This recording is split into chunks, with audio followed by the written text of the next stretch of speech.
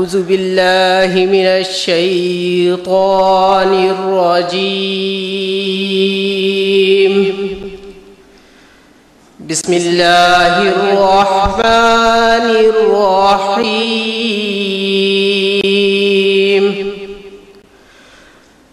القارعة ما القارعة وما أدراك ما القارعة يوم يكون الناس كالفراش المبثوث وتكون الجبال كالعهن المنفوش فأما من ثقلت موازينه فهو في عيشة راضية وأما من خفت موازينه فأمه هاوية وما أدراك ما هي نار حامية صدق الله العظيم. Institution, I should say, responsible for bringing us all together. May I please invite the President of ICAP, Mr. Abdul Rahim Surya, to the stage. Please give him a big round of applause.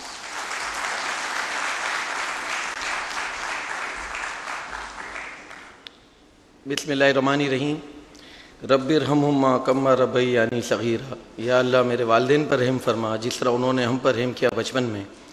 Doctor Ishrat Hussain, Mr. N. Raman, Vice President SAFA, past presidents, council members, ladies and gentlemen, Assalamu alaikum. I welcome all of you to the CFO conference hosted by ICAP in collaboration with TerraBase.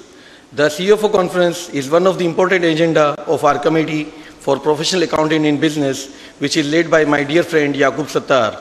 For organizing this event, I thank TerraBase for their valued partnership.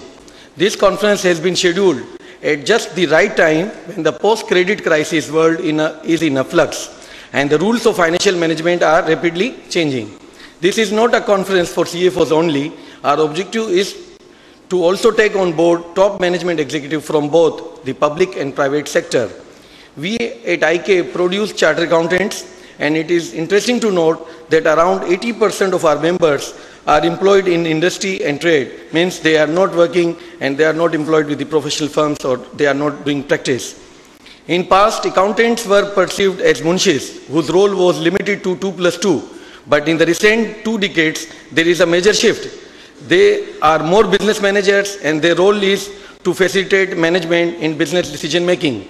I am sure that today's conference will not only give wake-up call to the CFOs to guide them for future challenges, but will also provide a formal forum for the networking among the CFOs and professional accountants in business. I am confident that the presence of renowned personalities like Dr. Ishrat Hussain, Mr. N. Raman from India, and various speakers and panelists will enrich participants with their experiences and words of wisdom. You will note that in a world of instant communication and ever-changing business models, the traditional task of the CFO is evolving.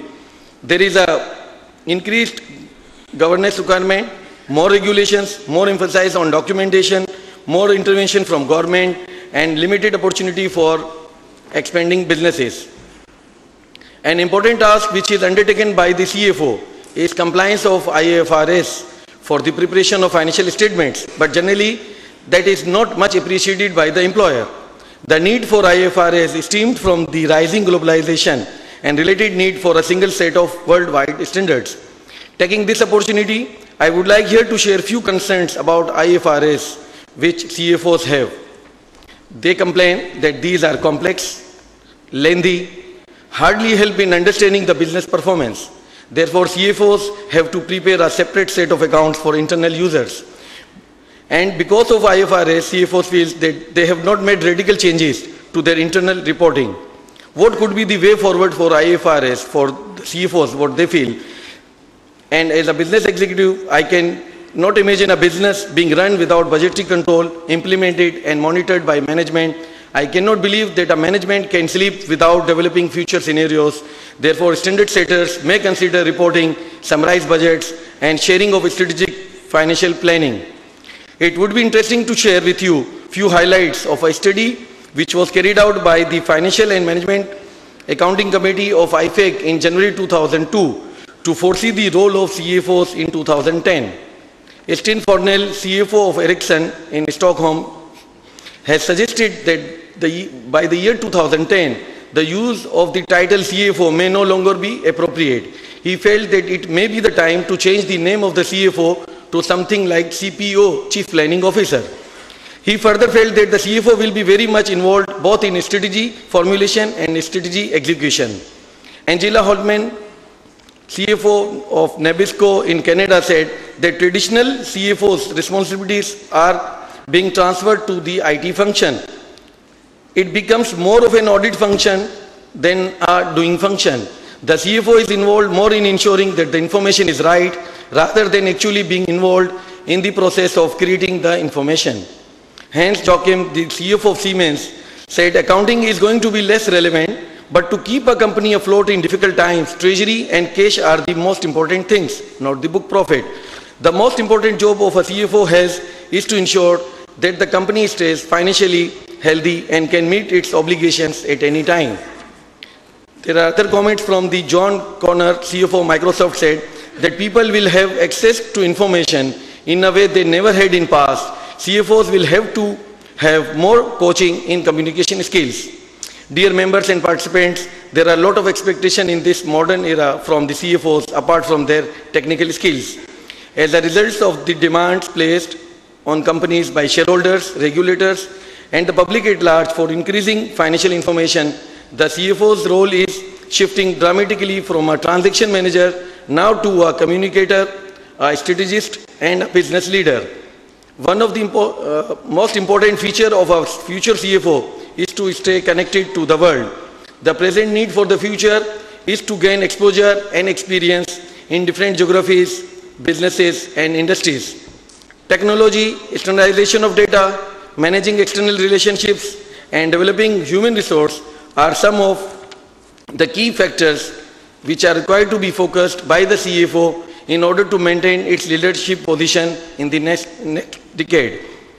CFOs are often asking the questions, what should the right operating model for finance be? To what extent should finance limit itself to financial transaction, regulatory reporting, and compliance? To what extent should it try to work as a true business partner and provide the rest of the business with valuable analysis and insight into the current performance and future opportunities? Should the finance drive enterprise level controls and performance management?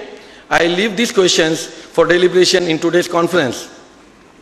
Modern enterprises will be driven by transparency and accountability, good governance and reporting, and finding sources of competitive advantage. The challenge for the progressive CFO is to recognize this and assume the leadership role in order to preserve his place in the mainstream business decision making. I would like to leave you all with a very important question. Are you ready for 2020? Then let's take part in this conference with energy and enthusiasm, and together let us chart out a map, a roadmap for the future, our finance vision 2020, where the CFO will be in charge. Thank you.